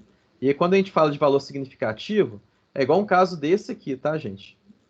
Nesse caso aqui, ó, que a gente passa da linha pontilhada, tá? O valor assim, ó, se tiver só esse aqui, mas dentro de todo mundo aqui, só ele e nada assim em volta dele. O resto é tudo pouco significativo, tá? Se a gente tiver essa situação, aí a gente pode, de fato, setar o valor que está aqui nesse lag. Por exemplo, vamos supor, aqui nesse caso aqui é um 2, né? Se fosse esse valor aqui. Então, a gente teria um P igual a 2, tá? E aí, se essa primeira série bruta ali, né, sem nenhuma alteração, não apresentar esses dois comportamentos aqui em conjunto, uma alternativa que a gente pode fazer é aplicar uma diferenciação nela, tá? Nossa, gente, aqui em Belo Horizonte, pelo menos, parece que tá caindo um dilúvio aqui, viu? Então, se em algum momento eu cair aqui, pode ser que foi por conta da tempestade. Mas espero que não, isso não aconteça. Então, gente, olha só.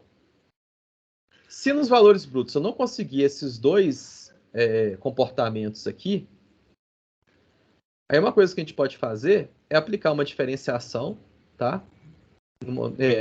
Nessa série, igual a gente fez na segunda aula, né? Naquela parte da decomposição, tá? E aí rodar novamente o ACF e o PACF. Por exemplo, eu fiz uma diferenciação de ordem 1.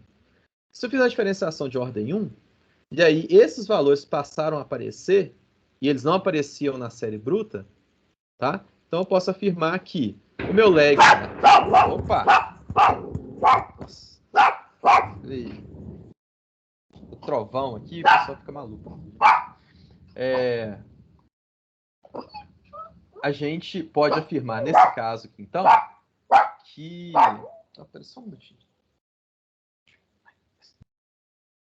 De que a gente tem, então, um D igual à diferenciação que a gente acabou aplicando, tá? Então, é assim que a gente detecta usando autocorrelação e autocorrelação parcial, os valores do AR e de D, tá? E aí, esses valores aqui estão zero, que é do caso da Moving Average, tá? Da média móvel, porque a gente pode fazer uma coisa análoga, tá? Para detectar o componente, o valor Q, tá? E aí, nesse caso, o que acontece? Invertem os valores, invertem os papéis aqui, né? A gente continua aplicando os mesmos gráficos de ACF e PACF, só que aí, nesse caso, se a gente observar lá que o PACF está decaindo exponencialmente ou apresentando formato sinusoidal, tá? E acontece o valor significativo no lag Q da ACF, então a gente vai marcar esse lag Q como o indicativo aqui na média móvel, tá? E tudo isso dentro da diferenciação que a gente aplicou nesse momento. Entenderam, gente, como é que é essa ideia?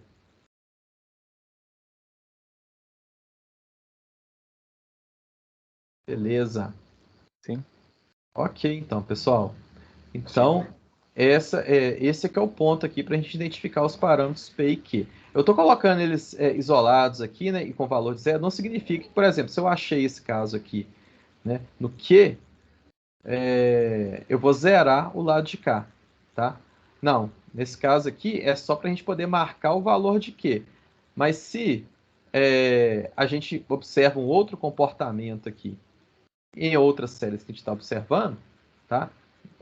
Aí a gente pode fazer essa mudança aqui, no caso, para os parâmetros de P. Ok? Então, essa é a forma aqui que a gente tem para conseguir identificar de maneira visual, tá? Os valores, né, dos nossos parâmetros aqui do ARIMA. Ok? Mas, como eu havia adiantado ali, né? Existem muitas implementações, e em Python também tem. Em R já tinha bastante coisa, né? Mas Python também tem. Implementações do ARIMA, que você entrega lá a série temporal e ele já te sugere ali alguns valores de P, D e Q, tá? Ou seja, são implementações automáticas do ARIMA. Uma delas aqui, ó, no Python, para quem quiser usar, né? Às vezes, todo um experimento que está muito complexo, eu estou tendo uma certa dificuldade de identificar os valores mais apropriados. A gente tem aqui, ó, essa aqui é a PMD Arima, tá? Tem até o link dela aqui na apresentação, para quem quiser conferir, quiser usar, né? E tudo é bem simples, tá? Mas, de qualquer maneira, é importante reforçar, é mais recomendável, tá? A gente tentar entender primeiro os dados. Tentar rodar a CF, tentar rodar a PACF, diferenciar a série, entender bem o que está acontecendo nos dados que a gente tem em mãos. E aí, em cima desse comportamento que a gente está fazendo, de todos esses procedimentos que a gente vai adotando, a gente setar os valores, né, em cima dessa percepção visual que a gente está tendo. Tá? Normalmente, isso é mais recomendado. Eu falo até porque, em alguns casos, assim, de alguns experimentos que eu já fiz, lá na época do doutorado, por exemplo, eu pegava um ARIMA lá, vou rodar esse alto ARIMA aqui para ver como é que tá. Aí ele vai lá e sugere, né, os valores. Vou começar a trabalhar com eles. Eu sugeri esse aqui, né, e colocava ele para comparar com outros modelos. E em algumas situações ele ia muito mal, né? Eu falei, nossa, esse ARIMA não pode ir tão mal desse jeito. Esse modelo é um modelo até com uma boa complexidade, né? Ele deveria aguentar mais essas coisas. Aí quando eu pegava para fazer a análise manual mesmo ali assim, aí eu começava a ver, não, tem outros indicativos aqui nas funções de autocorrelação.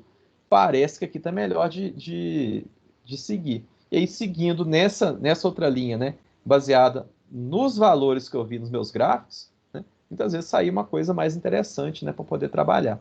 Tá? Então, por isso que é muito importante a gente, ainda assim, se debruçar nessa etapa de análise, de olhar como é que a função, como é que a série se comporta, né? E traçar parâmetros baseados nesses valores também, tá?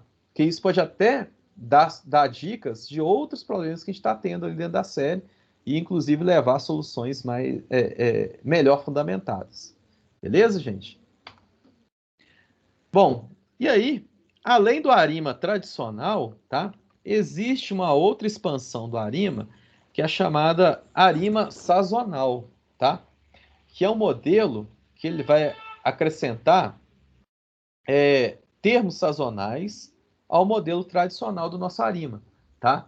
Então, a anotação que ele tem é o quê? Tem o P, D e o Q tradicionais, lá que a gente já trabalha, né? E tem um P, um D e um Q, ou seja, uma autorregressão, uma diferenciação e uma média móvel, só que com a anotação aqui em letras maiúsculas, tá? Representando a parte sazonal da nossa série, tá?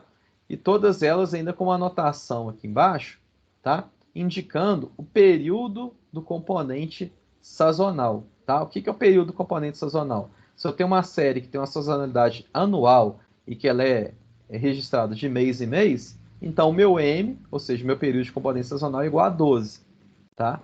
Então é mais ou menos essa que é a ideia. Essa representação, tá? Se a gente for transpor aqui, representando pelo aquele operador B para indicar a diferenciação, no caso de ordem 1, tá? Seria basicamente essa representação aqui, tá? Onde, em alguns casos aqui de diferenciação, a gente tem uma diferenciação que vai acontecer em termos do período, tá? No caso aqui, ó, tem uma arima que é com PDQ, né? E o PDQ maiúsculo, né? O sazonal. Todos eles iguais a 1, tá? E um período M da minha série, né, de componente sazonal, de 4. Então, significa que em alguns componentes da minha série, eu vou realizar uma diferenciação aqui em cima da ordem 4, tá? E aí a gente tem também questões em que, na série final que está sendo elaborada aqui, a gente vai ter termos sazonais multiplicados pelos termos não sazonais, tá? Esses componentes aqui que são colocados, né, das variáveis aqui tudo, eles vão se misturar, né, vão ser multiplicados aqui, gerando uma complexidade maior para o nosso modelo, ok?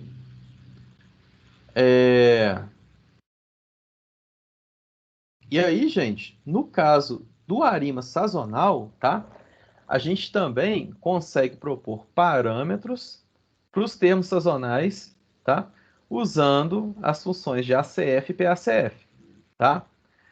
Então, por exemplo, se a gente tem um modelo aqui, ó, que no final das contas ele foi setado como sem nada dos componentes ali não sazonais e uma média móvel de 1 ali no componente sazonal, tá? Sendo que o componente sazonal tem um período de 12, tá? O que vai acontecer? Quando a gente rodar a ACF e a PACF, tá? A gente vai ter no lag 12, ou seja, o lag do período, tá? Um pico aparecendo lá, ok? E um decaimento exponencial nos lags sazonais da autocorrelação parcial, ou seja, quando chega no lag 12, ele vai ter um decaimento, né? Aí depois chega no lag 24 e tem um outro decaimento e por aí vai, tá?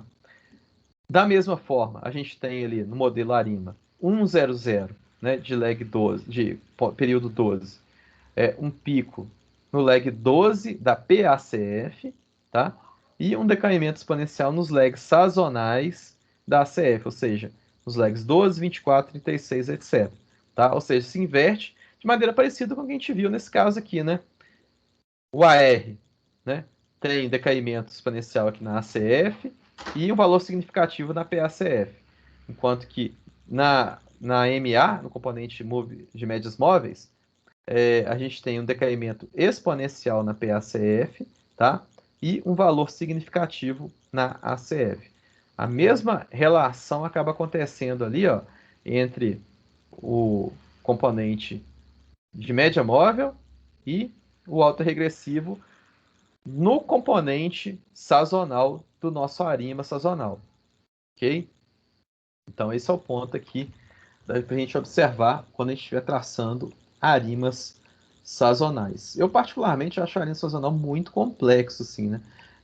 Até para questão de entendimento, tá? Mas ele é extremamente poderoso, né? Ele pode resolver uma série de problemas, principalmente esses que a gente foi entender que tem um componente sazonal um pouco mais avançado, tá? Variáveis climáticas, por exemplo, né? Variáveis que a gente observa de maneira bem clara que existem ali sazonalidades puxando o nosso componente, mas que também tem uma questão de valores de correlação, de uma autocorrelação para valores passados, tá? Eles são bem indicados para um arima sazonal, tá? E que muitas vezes a gente pode observar na literatura, né, para quem estiver procurando alguma implementação para poder utilizar, como seasonal arima ou então sarima, tá? Com a sigla, né?